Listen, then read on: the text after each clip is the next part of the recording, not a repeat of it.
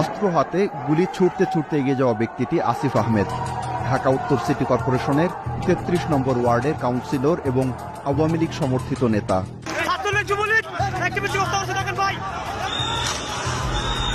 অস্ত্র হাতে এই ব্যক্তি তারিকুজ্জামান রাজীব, ডিএনসিসির একই ওয়ার্ডের সাবেক কাউন্সিলর। আসিফের রাজনৈতিক প্রতিপক্ষ হলেও আওয়ামী লীগের হয়ে অস্ত্র হাতে নেমেছিলেন রাস্তায়। আর ইনি মাসুদুর রহমান বিপ্লব, স্থানীয় সংসদ সদস্য জাহাঙ্গীর কবির নানকের ব্যক্তিগত সহকারী। ১৭ জুলাই থেকে ১৯ জুলাই আর পরবর্তীতে ৪ আগস্ট বিক্ষোভে উত্তাল ছিল মোহাম্মদপুর এলাকা, বিশেষ করে মোহাম্মদপুর বাসস্ট্যান্ড থেকে বছিলা সড়কের পুরোটা জুড়ে।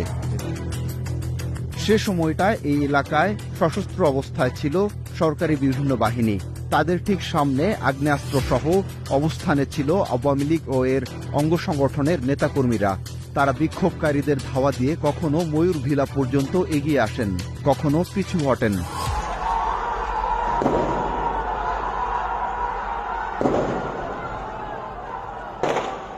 বৈষম্য বিরোধী ছাত্র আন্দোলনে রাজধানীর অন্যতম সংঘাতপূর্ণ এলাকা ছিল মোহাম্মদপুর। আওয়ামী লীগ সমর্থিত কাউন্সিলর সহ ছাত্রলীগ, যুবলীগের নেতা কিভাবে নির্বিচারে গুলি করেছেন, কেমন ছিল প্রত্যক্ষদর্শীদের অভিজ্ঞতা?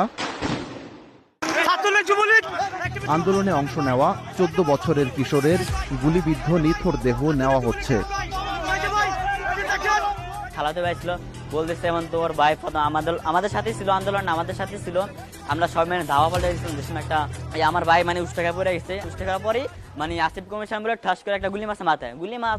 গুলি মারা পর্যন্ত মানে মারার লগে লগে আমার ভাই মাটিতে পড়া পরে এরপরে মানে আসিফ কমিশন দৌড়ে আসে পাড়া দিছে, পাড়া দিয়ে এরপর বলে মরানা দিকে আওয়াজ চাইছে, মারছে লাইতেছিল। মারার পরে এরপরে আসিফ কমিশনে বলে রাজীব আরো একটা গুলি করছে, রাজীব মানে কমিশন একটা গুলি করছে, মানে প্রতিবেশীরা বললো। কিন্তু আমার বাইরে মাথায় গুলি দিচ্ছে, মাথায় গুলি দিয়ে আমার ভাইয়ের পিঠে একটা গুলি দিয়ে এইভাবে মারলো। এইভাবে কি কারণে মারলো? প্রথম আলোর হাতে এসেছে সে ঘটনার ফুটেজ। গুলিবিদ্ধ হওয়ার কয়েক সেকেন্ড আগেই কিশোরটি যেদিকে অবস্থান করছিল সেদিকে দুজনকে গুলি করতে দেখা যায় এ ফুটেজে। তাদের মধ্যে ইনি কাউন্সিলর আসিফ আহমেদ বলে নিশ্চিত করেছেন ঘটনার দুজন প্রত্যক্ষদর্শী। এই ঘটনার কিছুক্ষণ আগে পিস্তল বা রিভলভার দিয়ে একই দিকে আরও একজনকে এক রাউন্ড গুলি করতে দেখা যায়, যদিও তার পরিচয় শনাক্ত করা যায়নি। তবে কার গুলিতে কিশোরের মৃত্যু হয়েছে সেটি ১ মিনিট ২২ সেকেন্ডের ভিডিও দেখে শনাক্ত করা যায়নি। এছাড়া আরও একটি ভিডিও এসেছে প্রথম আলোর হাতে। সেখানেও অস্ত্র হাতে এই ব্যক্তি কাউন্সিলর আসিফ বলে নিশ্চিত করেছেন স্থানীয় এক ব্যক্তি ও পুলিশের একটি সূত্র। ৪০ সেকেন্ডের এই ভিডিওতে রাস্তার ঠিক অপর পাশে আরেকজনকে অস্ত্র হাতে দেখা গেছে। পুলিশ সূত্র বলছে তিনি ডিএনসিসির ৩৩ নম্বর ওয়ার্ডের সাবেক কাউন্সিলর তারিকুজ্জামান রাজীব, যদিও তা স্বাধীনভাবে যাচাই করা যায়নি। বর্তমান যে কমিশনার ছিল আসিফ, উনি ছিল, আর সাবেক যে কমিশনার ছিল রাজীব কমিশনার ছিল, আর তার সাথে ছিল ছাত্রলীগ নেতা রাসেল। তার পিছনে আমরা ১০-১২ জন লোক ছিলাম। তো একটা বাচ্চা ছিল আমার সামনে আর একটা লোক ছিল। প্রথমে ওই দুইজন মাটিতে শুয়ে পড়ে, তো তখন বুঝতে পারিনি। মানে এটা হলো যখন কমিশনার এসে যখন গুলি করে, দৌড়ে গুলি করতেছে, তখন গুলি করার পরে শুয়ে পড়ছে। শুয়ার পরে যখন ধরতে গেছি তখন আমার রানের উপরে গুলি লাগে।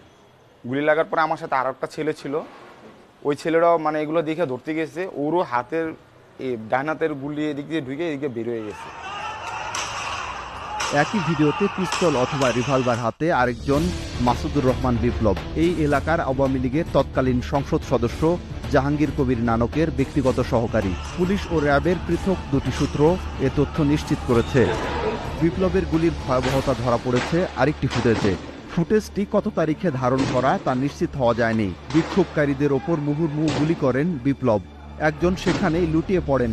প্রত্যক্ষদর্শীরা নিশ্চিত করেছেন গুলিবিদ্ধ সে ব্যক্তি নিহত হয়েছেন, যদিও বিপ্লবের সঙ্গে থাকা আরেকজনের পরিচয় নিশ্চিত হওয়া যায়নি। বিপ্লব তিনিও ছিলেন ফিল্ডে। অনেকে বলতেছে যে সে গুলি বর্ষণ করছে। এমপি তো নিজে আইসা একজনকে ডিরেকশন দিতে পারে না, সেজন্য তার পিএসকে পাঠিয়েছে। এছাড়া বছিলা সড়কে পদচারী সেতুর উত্তর পার্শ্বের একটি ভবন থেকে গুলিবর্ষণের কথা বলেছেন কয়েকজন প্রত্যক্ষদর্শী। আমাদের এখানে লাটমিয়া নামে একজন লোক আছে, তিনি এখানকার অনেক আগের আর কি সন্ত্রাসী দলীয় লোক।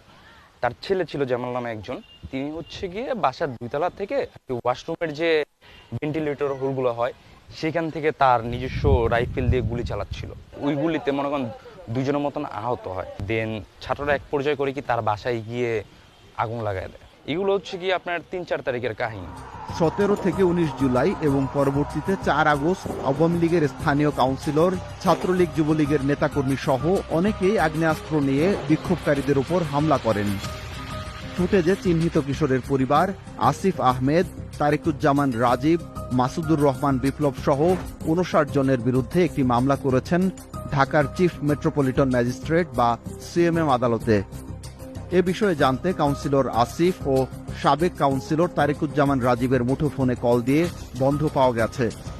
বিক্ষোভের সময় মোহাম্মদপুরের ময়ূরভিলার পাশের 2 গলি আর বিপরীত দিকের গলিতে আন্দোলনকারীদের একটি বড় অংশ অবস্থান নেন। সরাসরি আন্দোলনে অংশ নেওয়া ব্যক্তি ও হতাহত কয়েকজন ব্যক্তির পরিবার জানিয়েছেন, বিক্ষোভ দমনে রাজনৈতিক দলের নেতাকর্মীদের এমন প্রাণঘাতী অস্ত্রের ব্যবহারে তারা রীতিমতো স্তম্ভিত। কমিশনার আসিফ উনি এসে যখন ওই গুলিটা আমার গায়ে লাগছে আর কি। তারা তো পুলিশের মতন আর ছোড়া বুলেট বা টিয়ার সেল এগুলো মারতেছিল না, তারা তো লিগেল বুলেট মারতেছিল। কি অপরাধ করছে আমার ভাই? আমার ভাই পিঠে যেভাবে গুলি মারছে, মাঠে যেভাবে গুলি মারছে। রাজীবে, আসিফ, কমিশনার সবাই আমি বিচার চাই।